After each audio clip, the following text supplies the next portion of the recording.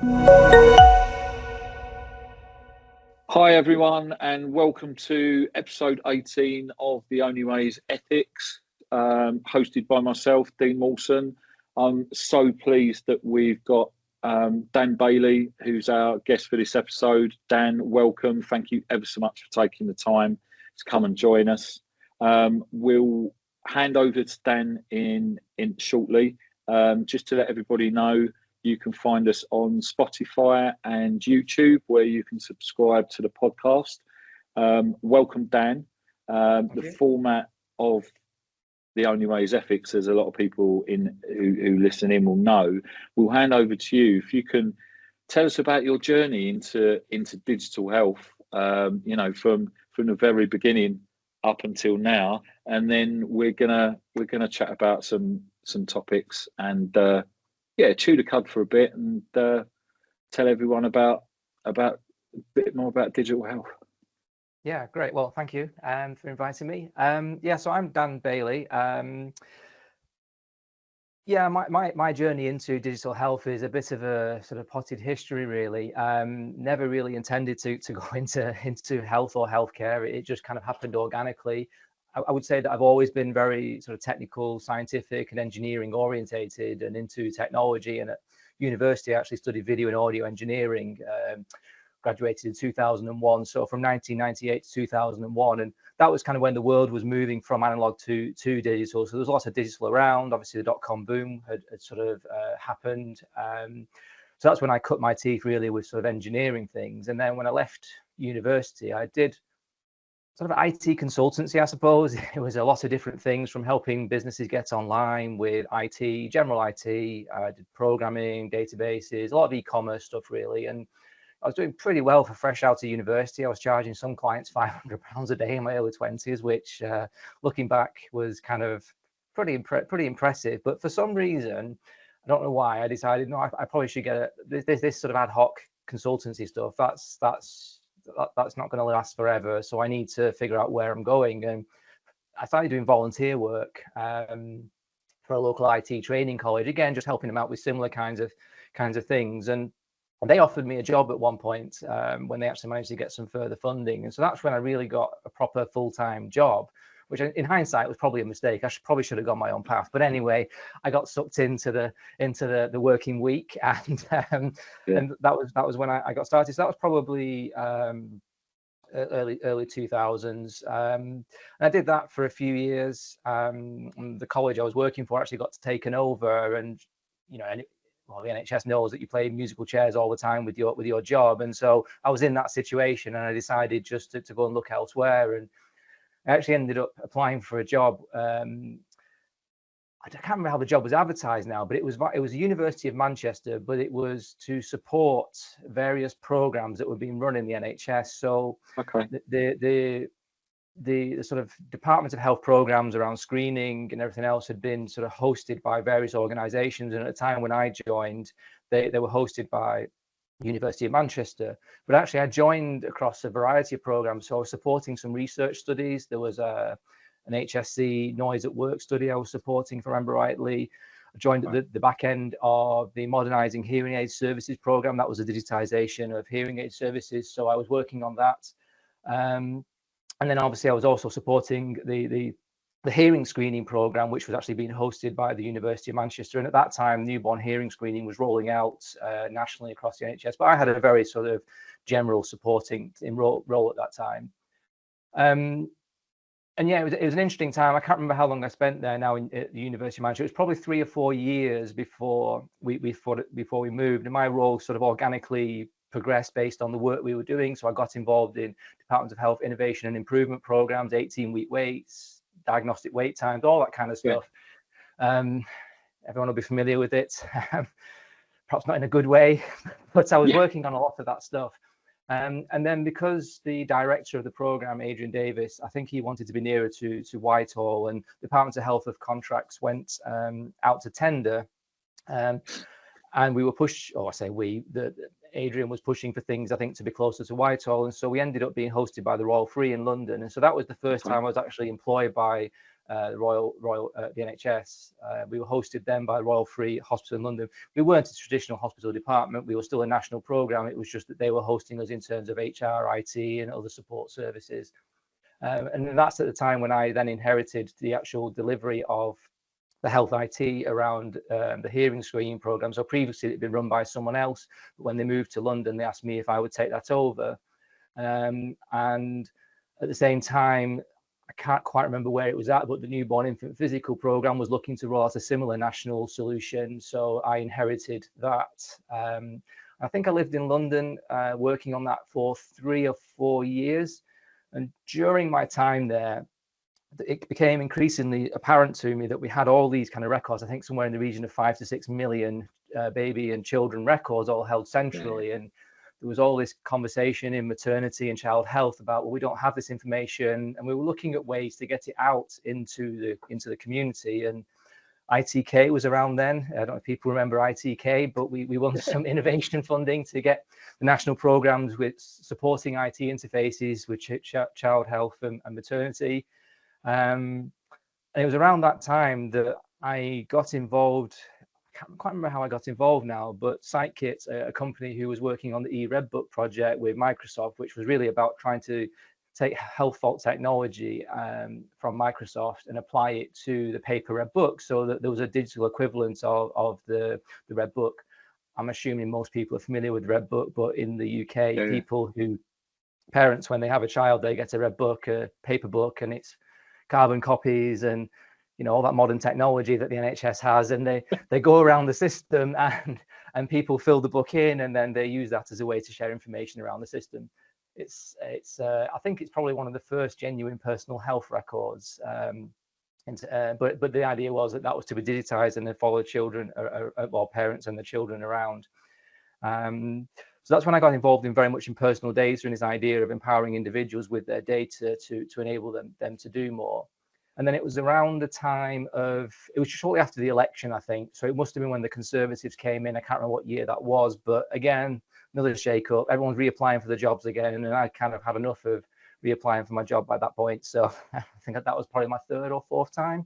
Right. So I decided that I was going to sort of head for pastures new. I didn't really know what I was going to do. I just decided to sort of leave and figure it out. And because I'd already involved in Redbook, I ended up working for the eRedbook program. And I did that for about 3 years, I think.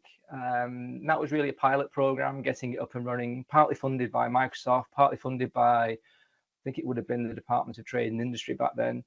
It was quite a broad program. There was a number of communities across it. It was called Delivering Assisted Living Lifestyles at Scale. It was about sort of using technology throughout life. So it was looking at sort of later life care as well as newborn care and all those kind of things. So I did that for 3 years. And that was kind of the closest I've ever really been in terms of healthcare. And then when I was after working at Redbook for a while, I got approached by a company called DigiMe, and they were looking at how do you equip individuals with data from across their life. So not just health records, but social media, banking, wearables, everything you can imagine, empowering individuals to take ownership of that data across their life to enable them to do more with it. So I joined them after they raised their Series A funding. They were only working on social media data at the time, but they had an ambition to push into healthcare, which is why I joined them. I worked with them for quite a number of years. I think it was 6 or 7 years before they finally got sold. And then after they got sold, it kind of, the dynamic of the organization changes, the culture changed, and it wasn't the original startup it was. And I really enjoy working in that innovative startup space. And so I left with no real idea of what I was going to do. I took probably 6-7 months off doing my own thing, maybe a bit more. And then I've started now doing bits and pieces of work for other companies, which we can perhaps talk about in more detail. Some of it I can't say too much about, but yeah, it's been a very interesting and potted sort of history in terms of how I've arrived at where I've arrived at. No, it's absolutely great, because your journey has been quite varied then in relation to your exposure to different programs and sort of like initiatives within the NHS.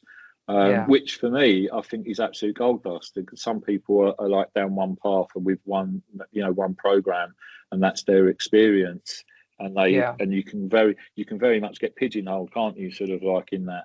But I think the more varied exposure you get within digital health, I think it's just like, it's an absolute winner.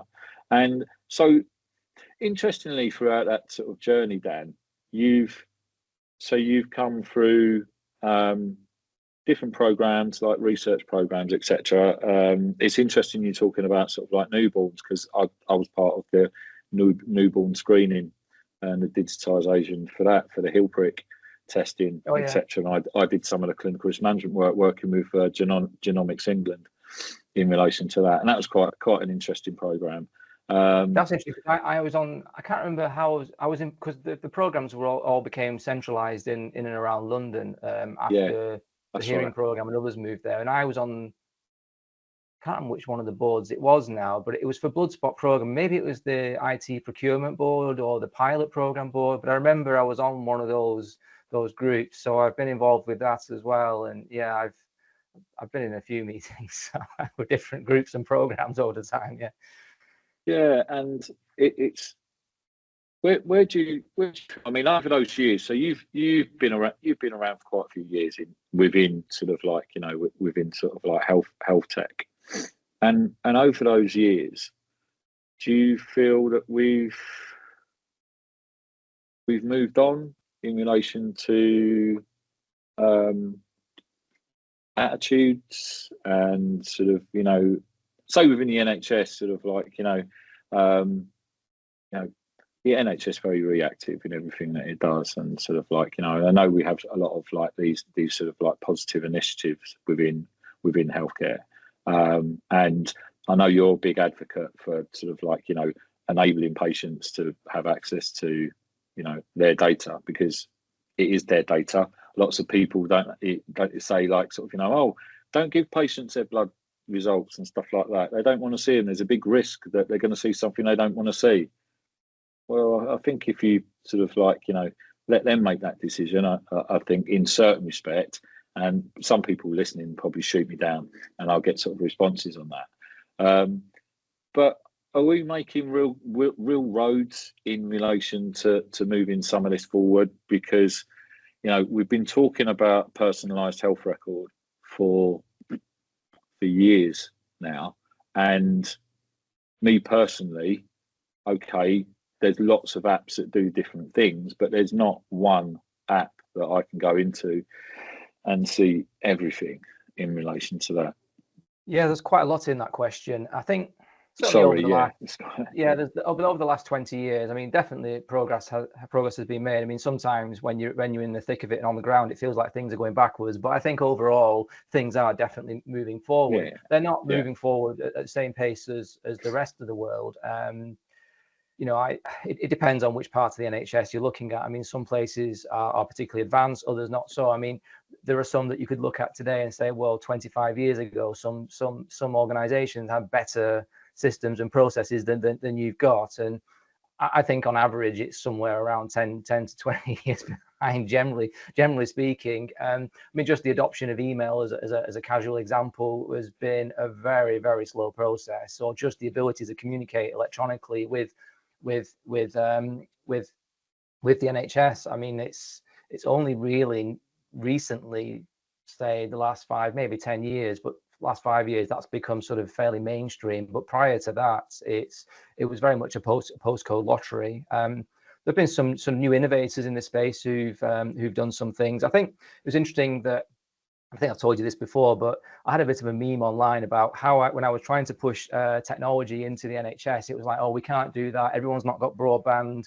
We're different, all that kind of stuff. And then COVID came along and every GP was like, no, we're locking the doors now. You're all going online. And it's like, oh, what happened to all the problems? Can't do this. Talk about things like, oh, well, what if we get someone in and we can't assess them and there's a safety issue? We're all liable for this. And it just changed overnight. And it's like, well, everything you said previously was a genuine issue and there are ways and means to address that. But suddenly overnight you've changed it, and that's probably more dangerous than if you just adopted it more over time and at a steady pace.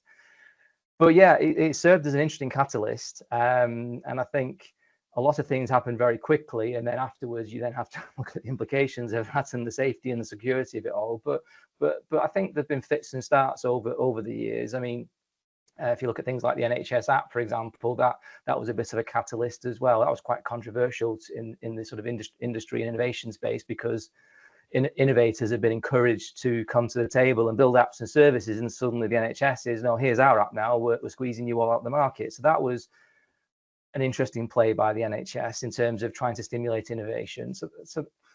But yeah, it's been a rocky road, I think it's fair to say, but generally things do move in the right direction. But I think it feels, from a personal point of view, that technology is not slowing down, and if anything, it's getting faster and faster. And I wonder, not just whether the NHS can keep up, but how fit for purpose is the NHS these days? And actually, do we need to radically rethink about how we actually, well, I mean, is it actually a health service? Is it more of a healthcare and sickness service? And actually, do we need to shift the focus onto health? And I think that's where, technology perhaps has one of the biggest roles to play, is in that health space. And there's plenty of opportunity there. But one of the things that I talk about quite often is that, that what's been interesting is in the consumer space, there has been that push into the health and well-being, not necessarily all that scientific, but I think as technology matures and sort of the safety and the efficacy of what's available in the consumer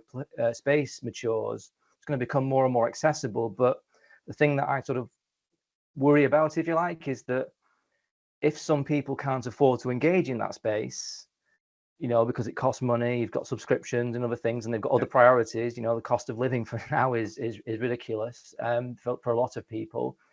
They're not going to be able to afford those services, and so they're only going to have the NHS when they actually get sick. And so there's going to be widening health inequalities if we don't somehow bridge these gaps. But yeah, it's an interesting area, but I do think things are moving forward. And there's a NHS choices questionnaire or something or other that went out. I saw it via NIHR the other day, that it was surveying, patients and professionals and other people on, where do you see the direction of the NHS going? And so it does seem like they're heading in that direction, and they're asking the right questions, but what they'll actually do with that and how quickly they can execute on it are different things altogether.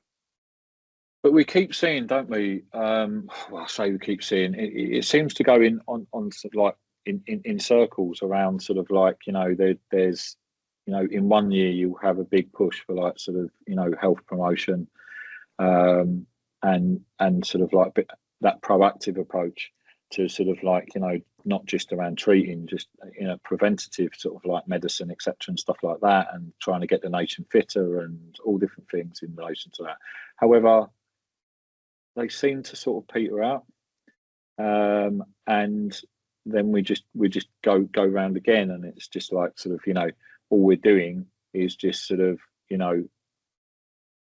putting sticky plasters over it to try and fix something that, and not actually looking at the real issues in relation to. I mean, as a nation, we're not, and like I said before, the NHS is a very reactive service. Like you say, it's about treating the sick and emergency services, etc. The focus on, primary care, community care, and the population, not necessarily just care. Like you said, sort of like, a lot of the things you were doing at Digime was around people's daily activities and their lives, not necessarily relate to care. But if you incorporate all of that, and it becomes part of that, and it just becomes a natural sort of process within people's daily lives, that they're conscious of, oh, I shouldn't do that, I should live a healthier life, etc., in everything else they're doing. But what we do, we seem to, things spin off into different, I've got an app for this, I've got an app for that, I've got an app for this, and everything, and it all gets sort of like siloed. And I don't think there's an appreciation that actually there's a lot of synergy between a lot of these, and it should be sort of like more collaborative. I don't know. Yeah, I think, just to pick up on your point about apps and things like that, I think the idea that there's going to be this single killer app that's all things to all people is probably probably not going to happen, and it's probably a bad idea to try and chase that, because everyone has, well, I say everyone, you can divide people into broad groups and they will have their own priorities, but I think the idea that there's going to be a single app that addresses all people's needs is probably quite low. However, I think particularly now with the emergence of more things like machine learning and some of this sort of AI, quote unquote, technology, there is an opportunity to do more. But again, I come back to my point about, you know, how much does your GP really know about your health? I've not seen mine now for God knows how many years. You know nothing about me. My supermarket will know more about my health based on my Tesco Club card or whatever it is that I'm using than any doctor in the NHS anywhere. There is no amount of access to my medical record that's going to improve my health as I stand here today. It's going to be what's in my shopping basket and what's been in it for the last 10, 20 years and how often I go to the gym. And that's going to be the most powerful thing when it comes to understanding my health and what I might do to influence my health in terms of just small changes that you can make to improve your life. And I think one of the problems is that people don't think about those small incremental or cumulative problems day to day until one day they wake up and they've got type 2 diabetes or they've got cancer or whatever it is. And like, if you look at the cancer rates now, I mean, it's getting pretty crazy. And it's phenomenal. And if you look at the research around, you know, I'm not a scholar, but on PubMed and places like that, you know, percentages range from somewhere like to 50 to 75% of cancers now are something to do with environmental factors, and part of that's your diet, you know, sort of the environment you live in, the chemicals you're surrounded by, and all those kind of things. And it's like, I often wonder, like, even when the NHS does get involved in prevention with things like screening, you know, how much benefit is that screening, and at what cost is it really bringing, versus if we could just get everyone on the same page in terms of clean, healthy diet and environments, we would probably do a lot more to prevent those cancers than we'll ever be able to detect. But not only that, think about things like, you know, cardiovascular disease and COPD and all the rest of it. That, I mean, just as a layperson and a health technologist, it feels to me that that's where the impact is and that's where the value is. And the Western world has kind of slid into this kind of toxic sludge of an environment almost that's that we don't appreciate day to day, but over a number of years or decades, it's destroying our health slowly and sometimes with unknown or unintended consequences. And I think picking up on that as well, you know, you were saying these incremental sort of like changes or initiatives or that we could use. And I think, you know, using technology, I mean, you take, for instance, I was only chatting this morning about medication management and, you know, GP reviews. It was actually talking to my mum about, you know, she doesn't get medication reviews, and what percentage of the population get regular reviews of their medication. What percentage of the population are probably on medication they don't actually need to be on? And well, it's lots the whole of people Ozempic thing. I don't know where Ozempic is in the UK, but if in the US, it's become the next thing. And I kind of view statins and metformin and something that they're all. It's like we're medicalizing people when actually there are probably other things we can do for them. And it feels sometimes like we're looking down the wrong end of a telescope. And I think this is one of the challenges that I saw when I was working in and around the NHS with apps and technology, is that there are no business models, commercial models for any of this stuff. So unless governments get behind it, all the money is in sickness. And I think that's a fundamental problem with the system that we've got right now, that it's very, very difficult to make money that you need to drive services for well-being. And it's happening because of people like me who are invested in our health, and we've educated ourselves and we've understood it, or we've taken an interest, or whatever reason we've got involved in it, and we're paying for these services. But everyone else is just waiting to turn up in the NHS one day. That's a broad generalization. I do tend to make them, but that's the kind of world we live in. And I think you're right in relation to that. I mean, like, you know, I take my own experiences. You know, I'd never used the NHS up until sort of like, you know, fit, healthy, you know, running, etc., doing all these exercise. And then all of a sudden you're hit with a chronic illness, and then you're thrown into the system and you're in that system. But I think what that made me do was then review my lifestyle from previous and stuff like that. And there's loads of things I could have done, actually, even though I was, you know, my perception was that I was fit, healthy, you know, doing all these things. But if I actually looked at my sort of like, you know, socially, etc. and stuff like that, I could have been doing tons more things. But I wasn't, you know, I wasn't given the opportunity. I know a lot of people would argue, wouldn't they? And sort of that's a genericism again for me, saying that, you know, you need to make your own decisions and you need to look into it. But I couldn't see, there wasn't anything out there that was visually sort of promoting my health or giving me opportunities or to do that. Yeah, I think there's just even from an education point of view. I mean, you see all these adverts for sort of vaccinations, for the flu vaccine and everything else every year, but where's the other health promotion information? I mean, where's the advert promoting the importance of vitamin D, for example? And you know, in this kind of new heavily diverse society, it becomes even more important because there are biological factors as it relates to sort of skin color and vitamin D. And I became aware of my vitamin D because I'm an enthusiast. I started doing these at home blood tests for no reason, just because I was curious about data and I wanted to see what I could measure in terms of sort of my health and well-being, just for the sake of it, really. I'm just fascinated by it, so I do it.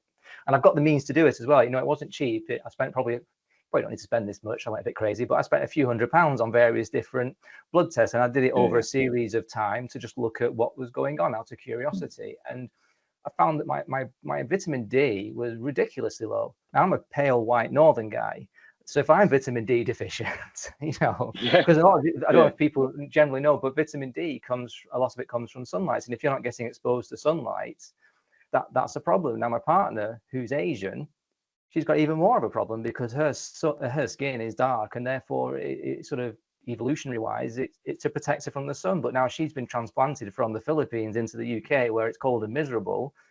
She's got even more of a problem. So and I don't hear people talking about these issues. And there was a paper in the US, they're not allowed to talk about how these kind of things benefit health, some regulatory reason, but they can talk about how it impacts the economics. And there was a thing about the importance of K2, and I think that's to do with calcification and other things in your body. But K2, again, I'm not a doctor, don't listen to me, but K2 helps with, when you're taking vitamin D, it helps ensure that the calcium doesn't end in your soft tissue, it goes into your bones. But what they showed was that where they were giving out K2, it reduced health costs. So you kind of think, well, from a healthcare point of view, and from a budgetary point of view, and from an average citizen point of view, those kind of messages need to get greater consideration and greater promotion. Because if simple things like vitamin D and K2 and maybe things like zinc, I don't really know, but there are very simple things that people can do just to improve their resilience.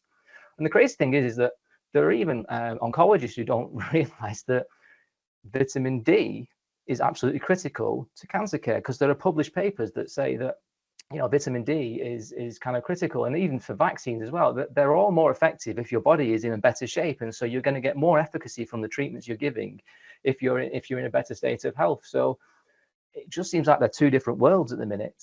I mean, I would advise people not to take anything I say as health advice, but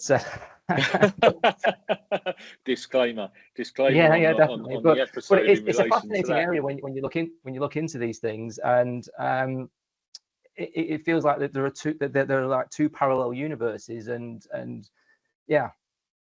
So what should be so in relation to that, and you know what I've said, I think there's, you know, there seems to be some initiatives that, like, you know, the NHS are missing in relation to that, and from a digital perspective, you know, how can we sort of like move forward? What can we do positively, or what should the NHS be doing in relation to promoting health? From your perspective, you know, your experience over the past sort of like 20 years working in the sort of like in the sector. I mean, there have been some interesting programs. What would you like to see happen? Yeah, there was, I mean, what was it? The Couch to 5K. I don't know if that was strictly NHS or whether that was public health, but I think things like that are interesting. But I just wonder to what extent people engage with those kind of things. And then when it comes to sort of the more sort of the dietary and lifestyle, I think that there's a massive unmet need in terms of education, just generally about the importance of diet. And, you know, if you look at I don't know what the number is now, but in the US, it's a very high percentage of food is processed food with various chemicals in it, and we're not much better over. We are better over here, but we're not much better. We're better, but not and that much. And just understanding things like that and the importance of fresh, clean food and not existing on processed and fast food and that kind of things, because they disrupt your lifestyle. But I think it's just a general awareness and education. I mean, I didn't appreciate, I think it's just a crude example, but the difference between wild caught and farm salmon, the nutritional content is different. And you think, oh yeah, that's pretty obvious when you think about it. But you believe that fish is good for you because of the omega-3 content, but then when you look at farmed salmon versus wild caught, they're different. I mean, and I think, like I say, it's supermarkets and farming could probably do more for our health than the healthcare service can right now. So if all that kind of stuff was affordable, more accessible, and everyone could just not have to worry about the cost of that, I think it would do more. So I think there's an enormous education piece just generally, just to make people more aware of the importance of that. I think the challenge, and interestingly, I'm working with a wellbeing company at the minute, is like, how do you convey that benefit? So I do fasting, for example, and people think I'm crazy, and it's very hard to convey the benefit that you get from fasting. Yeah.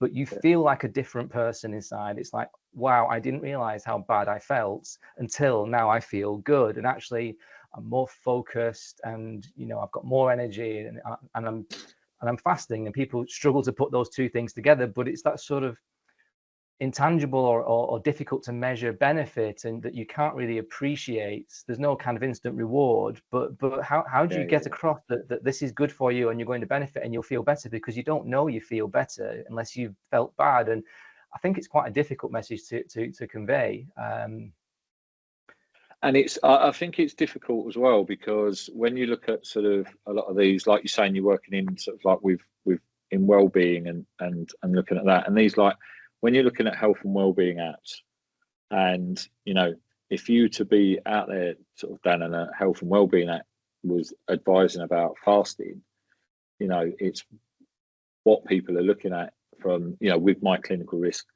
sort of like hat on as well. It is like sort of, what are you advising and guiding in relation to that? What are the effects in relation to? They're not doing fasting. That's my personal experience. No. They're doing something else. I'm just using this as an example. Say you had a health and wellbeing app that was sort of like, and then I know you say about getting the message out of there. I suppose what I'm trying to say is like sort of, there's lots of initiatives, and there's lots of things people can do within their lives that we know would be positive in relation to that. But then you translate that into a health and well-being app, and lots of people aren't convinced, are they, in relation to that, unless it's backed up by sort of like research, evidence, etc. And I'm not saying it's not, but I think it's really difficult to try and get that into sort of like, because how do you get that message across? Looking at digital technologies. Yeah, and I think from a public point of view, getting the message across and selling the benefits is the really hard bit. And I think almost we need it needs to be a cultural change. It can't just be, here's an app, you're going, just, there's only so far you can go with technology. Absolutely. I think helping people better understand that stuff is definitely something that technology can do, but actually getting it embedded into society, I feel like that's more of a cultural problem than anything else. But, one of the, again, it's a throwaway thing, but I say to people, you should probably worry more about what you're putting in your body than what I'm not putting in mine. And that's generally what I say to people. Yeah, you're right. But at the same time, there is a lot of evidence out there about some of these things. But I was reading another paper, and I think it takes on average, I think it's like, is it 10 to 15 years for research to come from like a peer review paper right through to actually policy and actually being something that gets implemented. And that's a ridiculous amount of time. And so there's research being published today that's probably beneficial to a lot of people. And maybe it's not thoroughly proven, but it's incredibly low risk. And why the hell wouldn't you do it? Especially if it's about, delaying the onset of Alzheimer's or dementia or whatever. And it's just a very simple lifestyle change in terms of improving your diet. Well, even if it turns out that it's a bit of a red herring for whatever reason, if there's no risk, I don't see a problem with those kind of things. If you get involved in more sort of risky areas, then obviously that's a different thing altogether. But what we're talking about here aren't really kind of, you know, I'm advocating for less medicalization of people and more about the sort of the environmental factors, if you like. But there is a line, and you know, I think there's been things with like Fitbits, for example, where people did less exercise because they perceived that they'd done X number of steps and therefore, oh, that's it for today. And it's like, oh, okay, there's an unintended consequence there. And so there are those kind of things out there. And then that's not a particularly dramatic one, but you can imagine the sort of problems that leads to. So you're definitely right. I don't think we can be completely risk averse. I think that's that's totally crazy given some of the things we're talking about.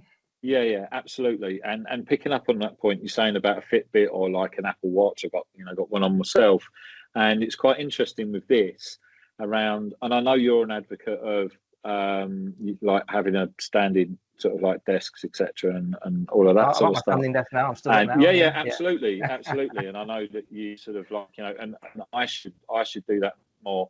And there's a whole load of research, isn't there, around sort of like, you know, we sit down for too long, etc. And then people say, oh, but your Apple Watch like sort of promotes you to do that. I'm like, no, it doesn't. But what it does, you set this, and it's a bit of a misnomer because I set it and I think, oh, it's going to be promoting me to stand for longer, etc. All it does, I'll get up and walk into the kitchen, come back, and it goes, yeah, you stood up in this hour. It's like, well, what is that doing?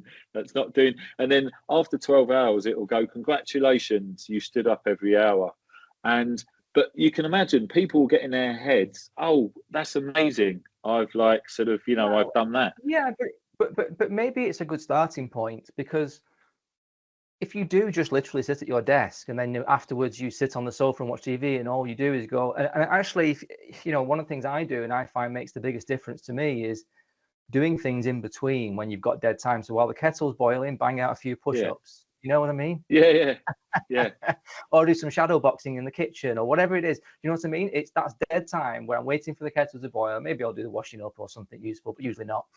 But you know, there's lots of dead time where you can do small things that actually have quite a significant benefit, especially if you build more exercise into your sort of lifestyle as well. So I think there's a and it's like listening to podcasts. I've stopped using social media as much, and when I've got time, if you like, I'll try and listen to educational content, or I'll go and have a scroll around on PubMed and see what's new. And I've changed. Again, it's about the environment. And if you're constantly on Twitter and in the kind of the political rage or whatever, it's just bad for you mentally. And since stepping back from that, and like games as well, I just knew that Twitter was breaking my brain and my concentration. So I kind of switched it off and deleted it. And then I started saying, I've got to get my concentration back right. I'm going to get into playing chess again. But I've become, I think I'm having a weird midlife crisis probably, but not everyone else goes through this. And it's taken me a long time to reach this point. And it's like, how do we get more people to recognize this sooner? Because one of the things I keep saying, because I'm doing martial arts at the minute, not been doing it that long, but it's like, God, I wish I'd done this 10 years ago or 20 years ago. It's like, I'm picking up more injuries now than I'd need to if I'd done it so much long ago, and I take so much longer to recover now. It's like, I wish I'd thought about all this stuff sooner. So again, it's about how it's all about education and culture and awareness and all that kind of stuff. And it's a societal problem, I believe. Yeah, and I mean, bringing it back to sort of like, you know, that whole digital piece, and like sort of, you know, everything that we've discussed sort of like, you know, up till now is all around really sort of like, you know, information, data, you know, communicating, educating, etc., and stuff like that. So there's a wealth of information out there, as we know, that isn't necessarily accessed appropriately or is not accessed at all in relation to sort of promoting health for the community and the nation. And then comes along artificial intelligence. Okay, now we know AI has been around for years, but it's only come to the forefront in the past sort of like, you know, past sort of 10 years, maybe less, in relation to that. And I say especially like in healthcare in relation to that. And it's accelerating at 100 miles an hour now. So we've gone from nobody knowing about it in healthcare, to all of a sudden now everyone wants a piece of AI, everyone wants to get into it. But what I think what's happened is within the healthcare sector, the knowledge gap is massive, is huge, and that's a huge worry. And people are organisations are very clever, the manufacturers, in relation to marketing. Ooh, look what we've got this AI piece, and you know, and what people aren't doing, they're asking the question, what need is that, you know, what is the problem that is solving? What is that sort of like, you know, they're just going straight in and go, oh, look at this, it does that. It's like, yeah, but what problem is that solving? And I think 9 times out of 10, a lot of people are finding that it's like they're implementing, and then they're finding out, well, what is this actually doing for us? What's the benefit? Yeah, I won't name the trust, but they got receipt of, I forget how many iPads now, but it was a lot of them. And they found, after they took order of them all, they realized that their software wasn't ready for it, and they basically sat in a cupboard for I don't know how long it was, probably over a year, and it was like they just didn't get adopted. And I think one of the problems is with technology, particularly in healthcare. It probably happens in other sectors. I've just got more visibility, but it gets purchased, and unless there's someone there to drive change forward, it doesn't really happen. I mean, part of that's just because the system, if you like, as a whole, in terms of people doing their jobs, is very busy, and some of them are just trying to keep their head above water. And when I was working on national screening, for example, we were rolling out the newborn infant program. We did workshops. I think it was with midwives, and I was curious, because I'm sort of although I come from a very technical background, I'm sort of more managerial, I suppose, but I've never worked in the clinical field, and I was kind of curious, this room full of midwives, who they are, why they were there, and what management experience or training they had. And they were just there because they were enthusiastic. They didn't quite know what they were doing, but they knew they wanted to make it happen. And it was quite interesting to have that conversation with them. And there are those pioneers, and I think things have moved on now. I think the NHS does have programs for getting people more into that space. But there was, and then there's other scenarios which are sort of less positive, shall we say, where people just get promoted through seniority in their clinical role, and then they end up as managers or service managers. And it's like, you have zero experience of ever running a service. Do you even know what service delivery is? And just because you're a good clinician doesn't make you a good manager. And it's like me trying to pretend that because I'm a health technologist, I'm going to be a good nurse. Just no way. My partner's a nurse, and we are very different people, you know.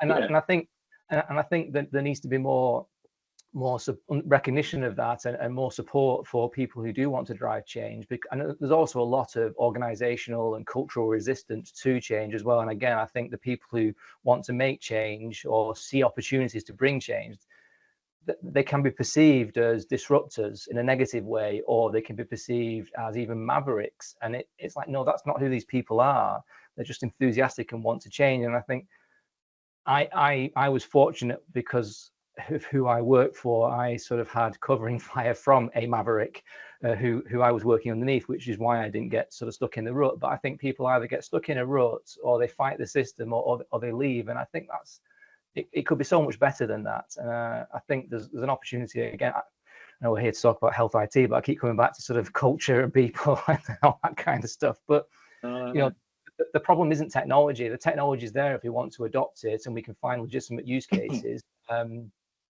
But I think when it comes to things like AI, and, you know, perhaps the first application and the safest application isn't necessarily within frontline health services in terms of the medical side. It's perhaps on the operational side and the bureaucracy side of things. I mean, it's just ridiculous in the public sector generally. And if we can take some of that burden away, and then allow that to free up resources to focus on frontline services, or even just better understand who we've got coming through the door and what their needs are, and so we're better prepared to deal with them, so we can make more efficient use of time, or whatever it is. But maybe there are operational things we can do where it can facilitate people doing their jobs faster or better. And maybe that's where the immediate opportunity is, and then longer term, getting it more involved in actual sort of the clinical side of things, because you can't really just plug in the existing AI like ChatGPT into making medical decisions. I mean, there are privacy issues for a start, but even then, it lies through its teeth like a naughty child sometimes, and it will be convinced that it's right when it's wrong, and you have to have that in your mind and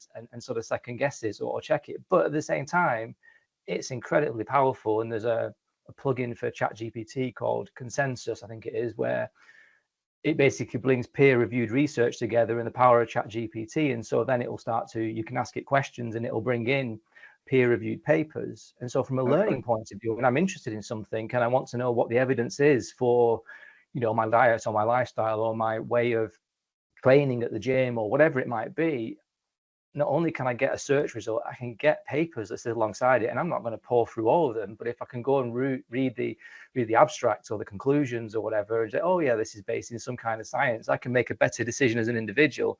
Again, I'm a very weird individual. I'm a bit of a geek, but how do we enable that to get more involved in frontline services and make better use of that? And it might be education. You know, I mentioned about vitamin D before. Is there an education problem there and other areas? Who knows? But I think there's so many potential opportunities for it. We just need to pick off some quick wins. And I think sort of Pareto analysis is sort of what we need. Is like, where are we going to get the most gain for the least amount of work, and just plug this in. And let's not focus on the bleeding edge, because most people don't care about the bleeding edge. Most people aren't at the bleeding edge. They've got sort of run-of-the-mill problems, and it's safety and quality and efficiency don't come from the bleeding edge. They come from getting the basics right on a daily basis. And there was a fascinating video. I can't remember how I saw it now, but I think it was looking at HEMS, you know, the helicopter services. Yeah, and it was a fascinating insight, because I've always kind of compared healthcare and aviation. It's like, oh well, hospitals at airports. Well, yeah, okay, go away. You don't know what you're talking about. From a human factors point of view and a risk management point of view and an operating procedures point of view, it was fascinating to watch those two worlds come together, where that rigor of aviation and the protocols and the procedures and the quality of what they do with the healthcare side of things, and look at how it drove sort of the safety. And you know, one of the sort of summaries of that video was that, you know, we have to get the basics right every time, because if we don't, people die. You know, so it's that kind of mentality, I think, that, you know, robotic surgery and AI surgery might be fantastic for a very small niche of people, but actually most people will benefit when we do something very simple across the system. And I think that's where we need to be thinking. And it's not sexy or exciting necessarily, but that's where the value is. And this is the problem, I think, Dan, and you're absolutely on point, because you say about getting the basics right, and I've been banging on about this for years. Like, you know, these guys that are moving forward or accelerating with AI into spaces that, you know, is the unknown in relation to that. And if you look at a lot of these, like, you know, the digital health sort of technologies and manufacturers, a lot of them that are in the EPR space and stuff like that, they're still not getting the basics right. They're still not getting like just core sort of, like, you know, management of data, the data integrity, the integration, etc., and all of that. They're just, we're still not there. We're still not there. There's just the landscape is just so varied.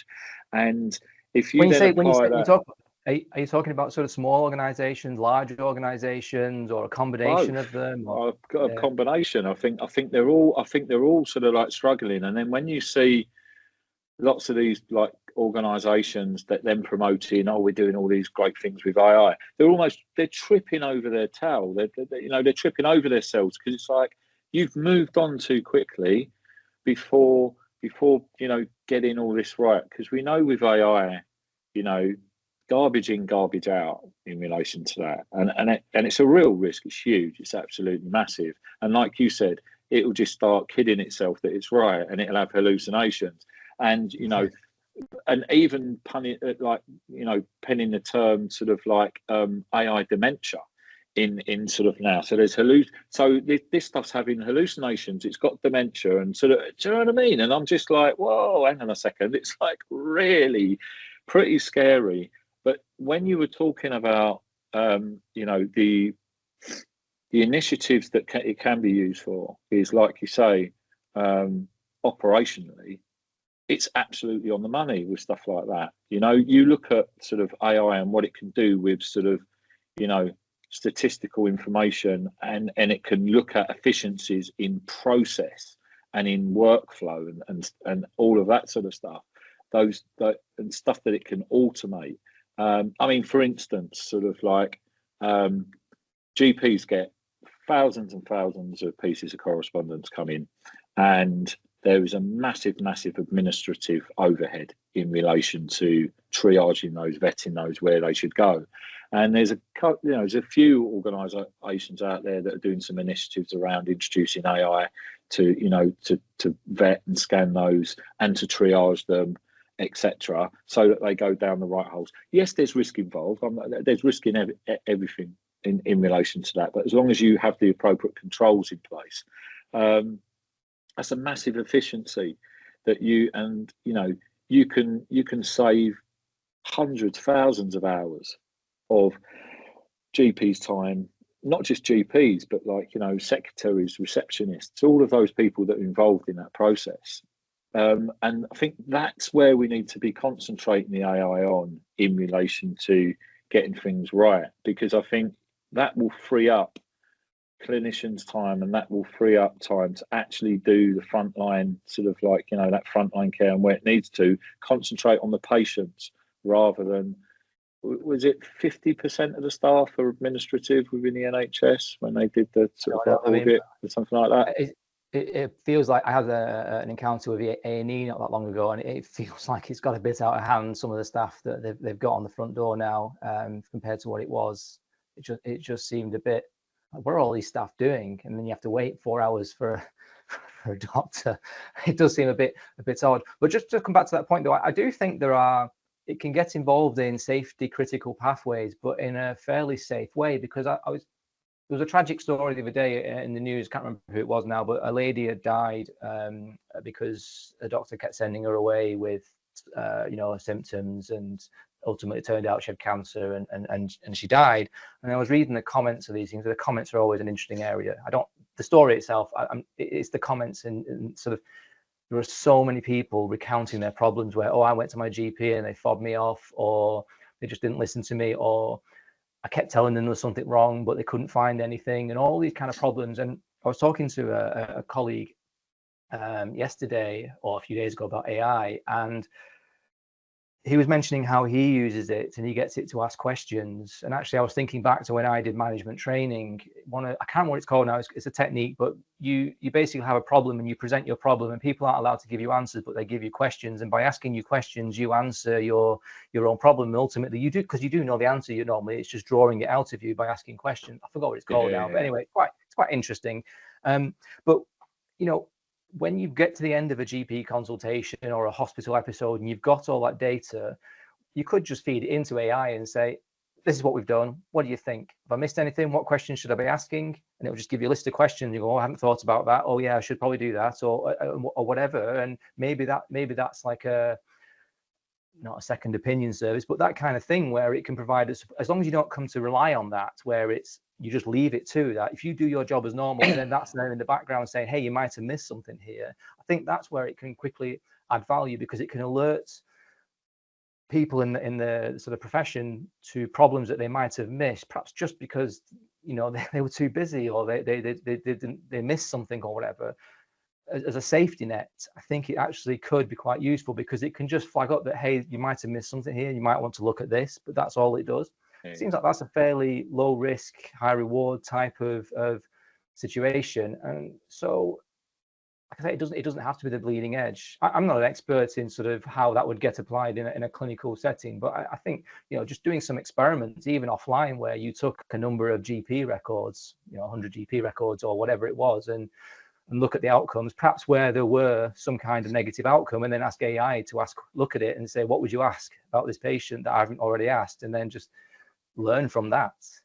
Right, now we need to ask patients this. I mean, just use it as a learning exercise. And then if it proves useful, maybe implement some technology. But there are all kinds of things we can look at. And it's very good at identifying sort of patterns and things like that. So I think there are opportunities for fairly simple things that will bring enormous amounts of benefit. I think there should be more use of utilising simulation labs and sort of like, sandbox environments and stuff like that. I don't think there's enough at the moment of that. I don't think there's what I've seen, and again, I'm not sort of like an expert in that area, but sort of like, you know, I think there needs to be more resources in relation to testing and looking at real world cases, etc., and stuff like that around how it can be used, doing it in simulation sort of like environments to see where we can get the benefits out of that. Can you imagine you're an innovative startup now and you want to use AI to say test that, and I need 100 medical records to go and look at how long it would take you to go and get the hospital to engage with you and do that? Yeah. It's not, I mean, that's the problem's not the technology necessarily. It's actually how the hell do we get this even proven, never mind to market? Look, I'm working with, I'm working with an organisation, I won't name them, but you know, they're working on a sort of like similar, like a analytics for like skin disorders, etc. They're going through clinical trials and they're really struggling to find sort of like, you know, that people to sort of like, you know, to get it. They've had to go out to other countries to do, you know, to ask people through their network and contacts, and not, but they want to do stuff, you know, they have to do stuff in the UK as well, because, you know, they're in the UK market.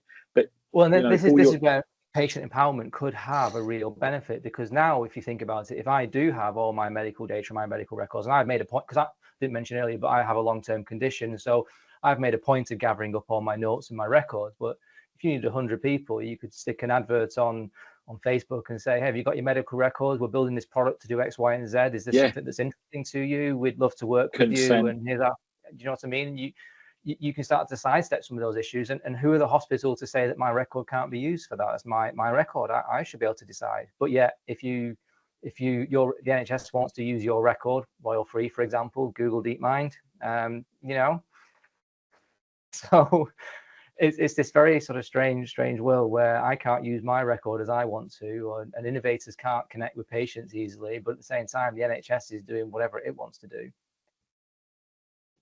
Yeah, no, it's interesting, and sort of like on that note, and sort of like coming back to sort of the regulatory space and sort of like that whole regulatory compliance a bit, because I know sort of like obviously we've been involved in some of that in sort of like partnership with DigiMe, and it'd be really good, Dan, to get sort of like, you know, your thoughts on your sort of like, you know, the experience of when you first knew about sort of, you know, the need for DCB 0129 and sort of, you know, DTAC and all of these sort of like requirements.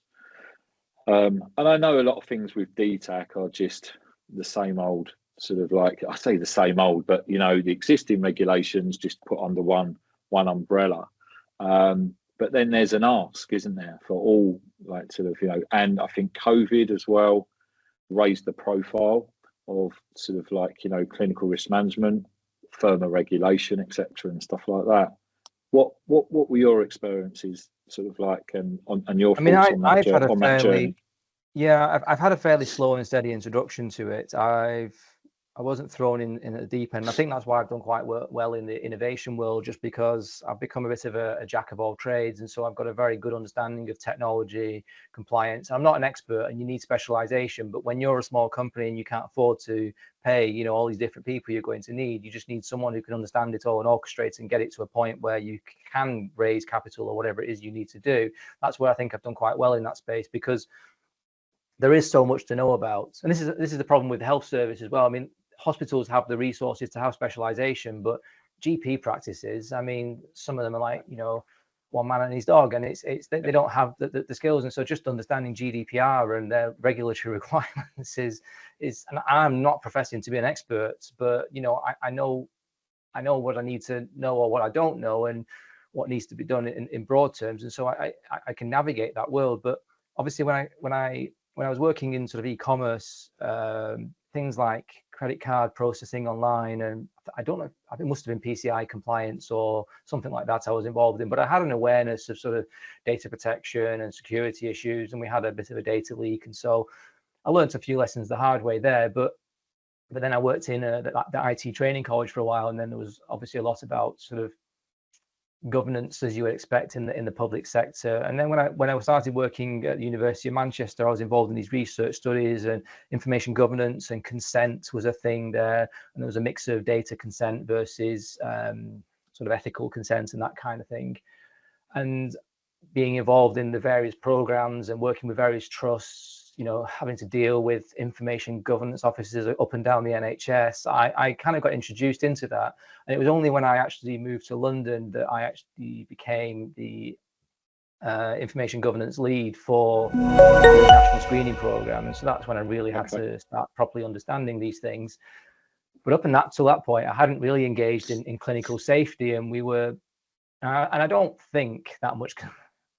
I think it'd be wrong to say no consideration was given, but not the rigor that it needed had been given to safety in the way that we think about it today anyway, because this is probably going back, you know, 10, no more than that, probably even 15 years now. It wasn't as mature, that landscape in terms of the regulation and the requirements. But when we did some work with the spine integration, I think we were doing PDS integrations or something with the national program, and we had to get clinical safety approval for that work. That's when I really got involved, and we needed a clinical safety officer. And being the person that I am, when I'm going to manage something like a delivery program like that, it's like, okay, I need to understand what's happening here. So I went on the training course for a CSO because I wanted to know exactly what needed to be done. And also, if I can do the work, you know, I can take it off the desk of a clinician and do the work, and then the clinician can just review it and sign it off. And that's the way it should be. Why are we using clinicians' time to do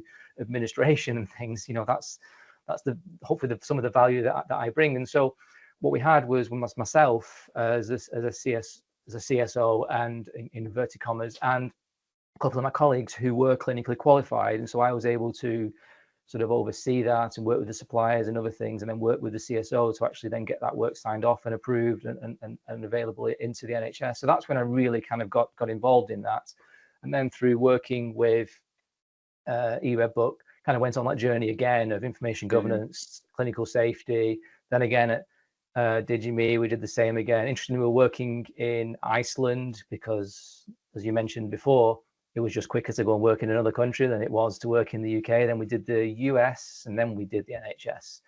And so it was that was just because of the route to market, and it was faster. But again, I was involved in all of this. And so, you know, I won't profess to be an expert in any one of these domains, but if you need a jack of all trades, I kind of know how to do all that. And one of the companies I'm working with at the minute, there's 5 of us trying to get a product to market. So we can't afford to have you know, 2 of those people are engineers. So we can't afford to have a full compliance team. We buy in expertise from other people, and there are some great people out there. We've worked with yourself before, obviously. So I lean on people when I need to, but just having that overarching knowledge and being able to orchestrate it, I suppose, rather than necessarily be an expert in all of it is massively helpful. And for my sins, I now find that whenever I join a company, especially a small company, like you say, that just doesn't have an awareness of this and doesn't know what needs to be done, it can make that journey so much faster, just having that background knowledge. I mean, if the compliance process for connecting to things like GP records or NHS login, I mean, they are wildly bureaucratic, like just unnecessarily so. It's obtuse, but if you don't know how to navigate that slows you down by an enormous amount. It does. Do you think that, sorry to sort of like to interrupt there, but it's really interesting, your journey, because that's actually a rarity, Dan. Someone like yourself having that knowledge base and actually being proactive and moving that forward, because and I think that's a real shame within the industry, because you're not finding people that are willing to sort of take on that road and want to know, because they're like, oh, someone does that, like there's a CSO that does that. And I don't want to sort of like, you know, just for everyone out there in the audience, that, you know, CSOs do have a key role in relation to that whole clinical risk management piece. And it's like sort of, you know, not advocating that you just go out there, get someone to do all the work and then just the CSO ticks a box, because it's sort of like obviously a lot more than that, and we know all around that. However, I think what we are missing in the industry is more safety engineer sort of like roles. which you will see within sort of like NHS England, but you don't see it out in industry.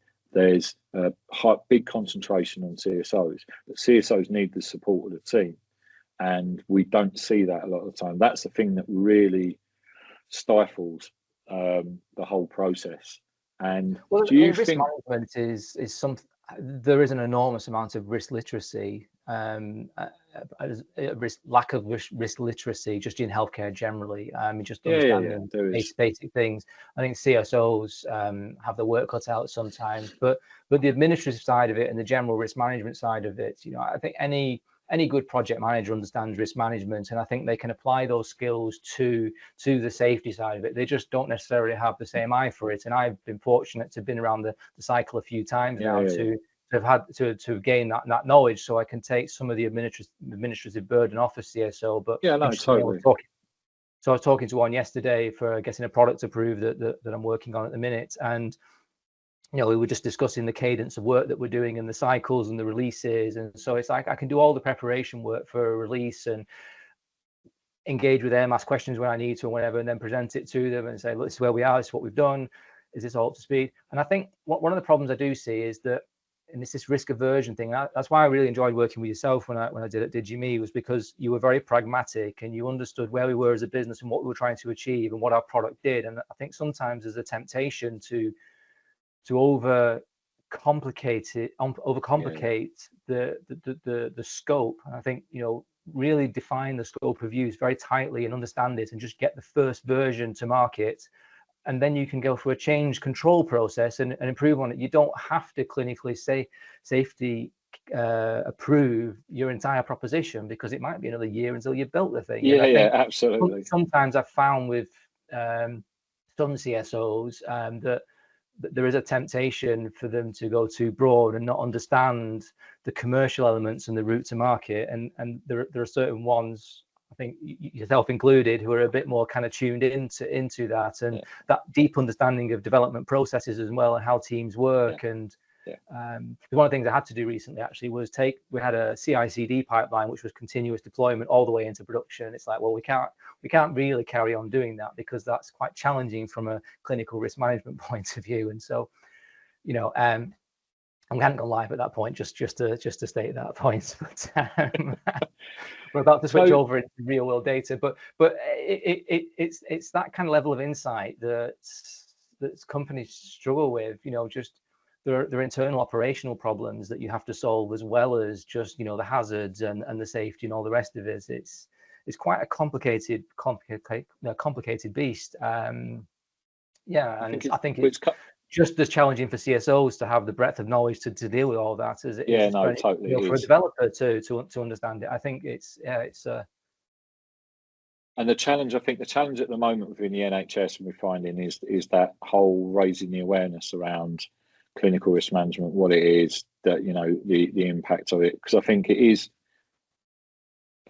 for me, it's the most important. Well, I would say that because I'm a CSO, but it is key for the whole DTAC piece. If you look at section C1 and that whole clinical risk management piece, that's the bit that can kill people in relation to that. Yes, there are implications around sort of information security, technical security and stuff that has an impact on that. But overall, that piece is the bit that sort of like, is absolutely key. But a question for you in relation to your experience within sort of the whole regulatory compliance sort of pathway. Do you feel that in the UK and where we're at the moment, that it potentially stifles innovation in relation to, you said you went to off to Iceland, to the US, and then came to sort of like, because the route to market over here sometimes, and we're finding this with a lot of startups. I only had a conversation the other week and a startup said, we're sorry, we're not, after reviewing the regulatory sort of like pathway in the UK, we're going into Europe first. We're not coming here. I was trying to impress upon a company I'm working with that you have to have that in your back pocket. You cannot you will potentially run out of money and runway before you get up and running in the UK. It depends who your market is and who you're selling to and who you're trying to work with, but you've got to be very, very careful, because And the other thing is that investors will look at that and they'll say, you're going to do what with the NHS? Okay, well, get back to me when you've proven that then, because no, it's not all investors. Again, I'm making a generalization, but it is perceived as very high risk. And what was the program called? Pitch at Palace. It's all been kind of, I think that's all been shut down now because of the controversies around the royal family. But there was Pitch at Palace was sort of an innovation program, and there was various cohorts, and DigiMe was part of one of those cohorts. And I went on the alumni program, and there was a room full of about 100 innovators from all different walks of life. You know, some of them were doing innovation in toilet paper, and I was there with digital health, right? And so it was, but it was a more sustainable, economic, safer toilet paper that, you know, would be good for healthcare. One of the key questions that kept coming up was, how do we sell to the NHS? And no one can ever give a concrete answer. It's like, oh, go there, talk to this, but there's no route to market.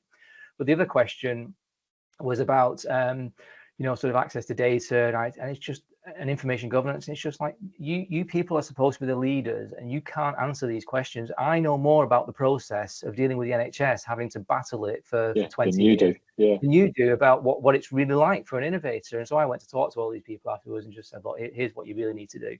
But one of the crazy things was, I can't remember who it was now. It was either the head of NHS Digital or something like that, a lady, forget her name. But one of the questions was, you know, how do we get to market in the UK? She says, go and sell it to the private sector first, and then when you've done that, come back to the NHS. And it's like, that's, I understand why you've said that and the problems, but that shouldn't be the case. And there's such an opportunity to be so much better. And we paint the NHS as this kind of bastion of a health service and health and innovation, and it's just like, no, we've got to do better than that. It was kind of surprising to hear them say that, but I perfectly understood why. It's so I forgot what the original question was now. It's on a bit of a ramble there. no, all around sort of like, you know, that sort of like, you know, stifling innovation and sort of like regulatory compliance in relation to that. It's I talk about it as a necessary evil, but it is necessary, really. It's just I just don't like the bureaucracy of it, but I fully appreciate the value of it. It's just because I get wrapped up in it every time I end up in a new company. It's like, I just know it's going to happen every time now. I don't even fight it anymore. It's like, yeah, okay, I can help you sort this out.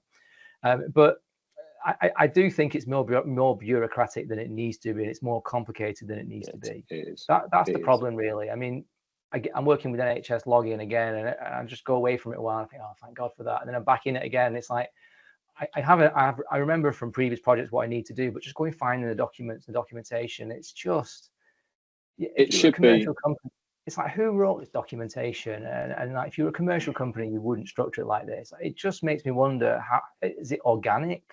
Why does it need such a rewrite? And it's because they don't work with the industry. That the NHS keeps at arm's length from industry and the independent sector, like the likes of us, etc. You know, it is a breath of fresh air that, you know, DCB 129 and 160 are up for consultation next year. You know, the focus groups, you may have seen it out on LinkedIn, that the focus groups are going to be in February, and there's an open invitation that closes this in December around that. But it'll be interesting to see, and I am going to say it because I don't care who they cherry pick to be on the focus group.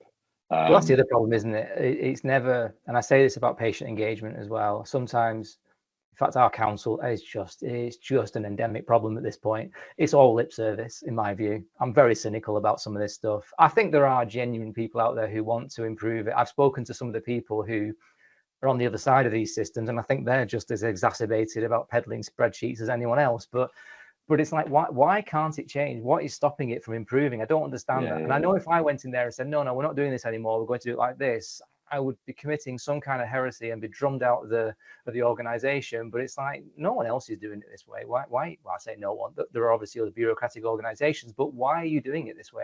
I always struggle with why it doesn't change or improve, or it takes so long. Yeah. And these aren't complicated problems. These are just bureaucracy problems. Yeah. And I think there's lots of people sitting in NHS England, and, you know, this isn't me being like damning and etc. This is just fact that have sat in their positions, whether it's in digital clinical safety team or within transformation, etc. They've just sat in an office, and they're not 100% exposed to being out there on the shop floor, implementing, deploying, working with projects. They're not out there on the coalface.